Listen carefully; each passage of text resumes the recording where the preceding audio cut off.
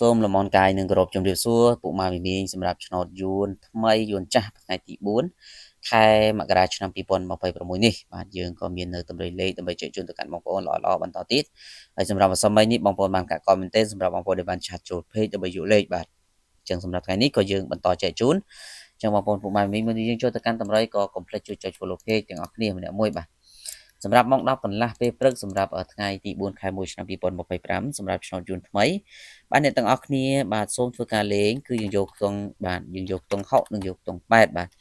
បាទចំពោះខ្ទង់8គឺអ្នកទាំងអស់គ្នាសូមលេង85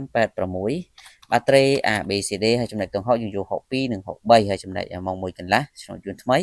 ហើយនឹងឆ្នោតយួនចាស់ម៉ោង4កន្លះបាទគឺថ្ងៃនេះយើងមានលេខល្អលេខពិសេសចែកជូនទៅកាន់បងប្អូនទៀតហើយបាទគឺអាចយកលុយទៀតបានហើយសម្រាប់បងប្អូនដែលចង់បានអាចធ្វើការឆាតចូល page ឬឆាតចូលប្រអប់សារបាន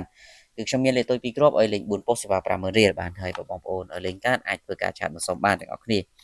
សម្រាប់ម៉ោង6យើងលេងខ្ទង់0និងលេងខ្ទង់9បាទចំពោះខ្ទង់0សូមអ្នកទាំងអស់គ្នាលេង06 07បាទបុក A B C D ហើយចំណែកខ្ទង់9យើងយក98 99បាទអញ្ចឹងអ្នកទាំងអស់គ្នាសម្រាប់អ្នកដែលចង់បានលេខពិសេសលេខ VIP កុំភ្លេចធ្វើការឆាតចូលប្រអប់សារទាំងអស់គ្នាជូនពរសំណាងល្អទាំងអស់គ្នាសូមគោរព